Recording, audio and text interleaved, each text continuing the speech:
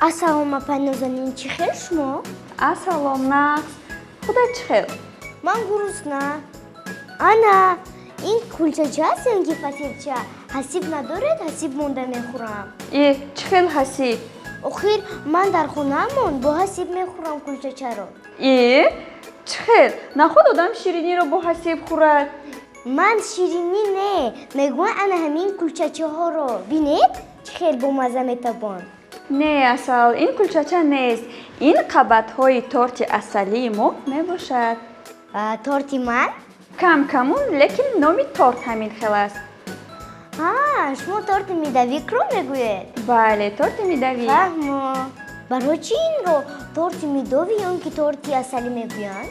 Барои он ки дар хамираш асал дорад. Яъне ман дорад, а? Кам-кам. Майлаш, биёед оғоз мекунем. Биёед оғоз мекунем.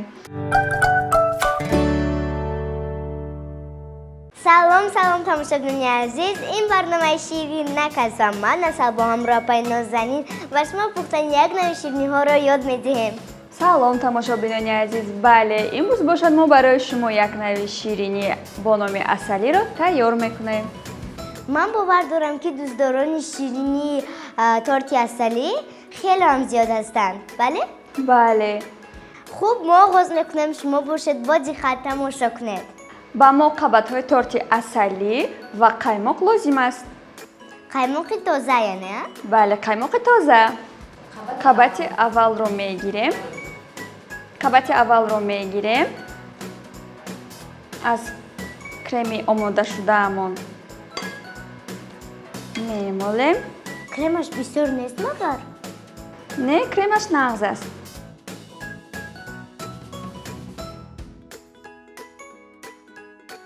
Баъд чӣ кор мекунем? Баъд боз як қабати дигарро мемонем. Қабати дуюмро мегузорем ва боз ҳамин гуна аз крем истифода мебарем. Ва боз чӣ кор мекунем? Ва боз қабати сеюмро. Қабати сеюмро ман мемонам. Ба дохилаш ягон мева ё ин ки шоколад донагӣ намемонем? Не, асалҷон, ширинии мо худаш маззаи асал мекунад. Аз ҳамин сабаб аз ягон чиз истифода намебарем. Фаҳмо, қабати сеюмро мегузорем. Офарин. Ва акнун мегзарем ба қисми ороиша? Не, асалҷон. Чаро? Охир ҳоло чанд қабати дигар дорем. Ва мо не ки дар барномаи гузашта фақат 3 қисм истифода мекардем, ку? Бале, асалҷон.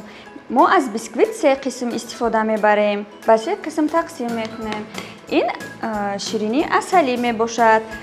Ҳар як қабаташ бояд бориктар бошад, тунуктар бошад, то ин ки болаззат бошад.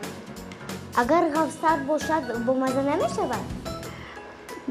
Бомазза мешаваду каме хӯрданаш душвортар мешавад. Яъне дилгиркунанда? Бале. Биёед ман ба шумо шарт мекунам Пайнозанин ки ягон ширинӣ дили маро гирифта наметавонад. Не, асалҷон, зеро ту шириниро зиёди баъд истифода намекунӣ. Хоб, қабати чорум мегузорем. Ана ҳамин гуна. Ва қабати панҷумро мегузорем. Мана ҳамин хел. Офарин.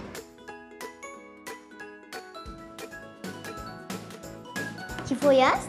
Бале, кифоя аст. Аз 5 қабат истифода мебарем. Аз 7 не? Аз 7 баланди бад мешавад. Яъне ин қадар? Каме поёнтар. Ин қадар? Бале. Ҳамин қадар? Бале. Ин қадар ки бошад аз қадди ман паст мешавад, яъне баланди бад набудааст. Мо шириниамонро ба 8 қисм тақсим мекунем ку. Ҳамин 5 қабат ба мо кифоя аст. Баъд зиёдатиашро чӣ? Исроф мекунед магар? Не, асалҷон, мо зиёдатиашро майда карда, хока карда ба болояш ороиш медиҳем. Акнун мехӯрем? ҳоло не. Барои чӣ? خب ما تیار کردیم. روش میدیم. بله. در یخدون نمیمونیم. در یخدان میگذاریم. یک خصوصیت خاص شیرینی عسلی در آن است که شما میتوانید آرایش دهید و بعد بر یخدان گذارید. ما آن همین گونه با خوکر پر میکنیم و آرایشش هم خیلی آسان است.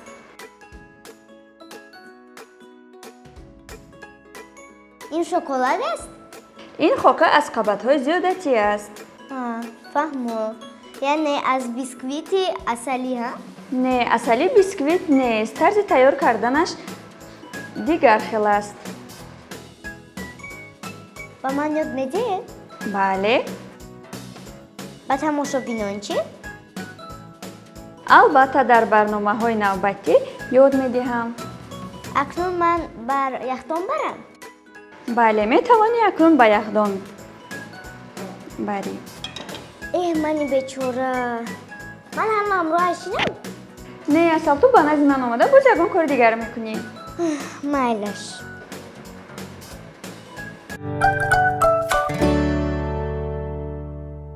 منم. ما هم اومده. خب میگذاریم به قسم بریدن. بریدن اول. نمیشود که نبریم. نبریده چه خیلی میخوری؟ از طرفش شما میگذید از طرفش من. اول بریم. تماشاگران قبط‌هایش را میبینند و خوب فهم میشوند چگونه آمده است. مایلش.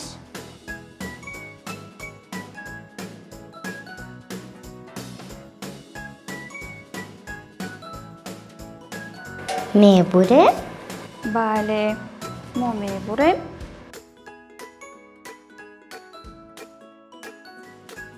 اول با دو قسم. بله، اول با دو قسم. بعد با 4 قسم. الکی میدونی یاد گرفته ای. بعد با 4 قسم دیگر. 4 جمع 4 چند میشود؟ 8 و باز با 4 قسم دیگر. اکنون 8 قسم شد. بله. اکنون میچشه؟ بله میچشیم. آرایش چی؟ بله اصل قریب که فراموش کردم.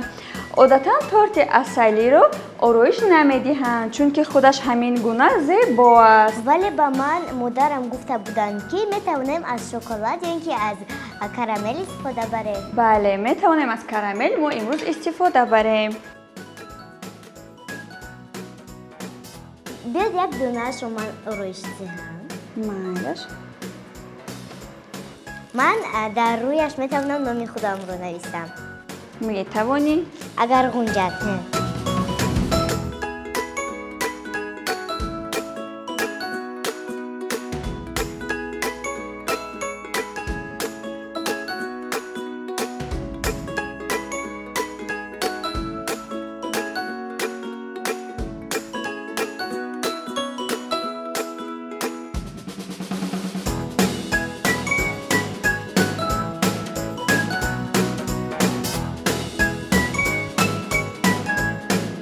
تمام.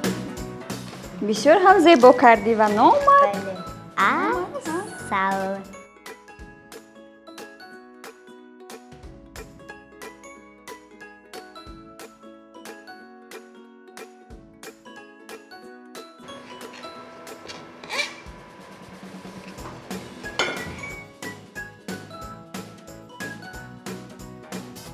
چرا نمیچشی؟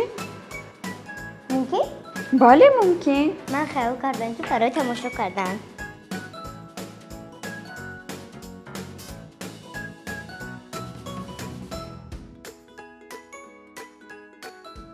مزه عسل میکند، مزه من میکند. من خرسندم که به تو مخکول شد. تماشا بینانی عزیز، شما هم میتوانید در خانه آماده کنید و من باوری دارم که به شما نیز مخکول میشود. ولی اگر آماده کرده نتوانید یا اینکه وقت نداشته باشید میتوانید از مغازه شکلاتی خریداری کنید. мо ҳамеша барои шумо шириниҳои нав ба навро омода мекунем. ҳоло бошад мо бо шумо хайру хуш мекунем. Та барномаи навбатии худ ва наздиконатонро эҳтиёт кунед. Хайр!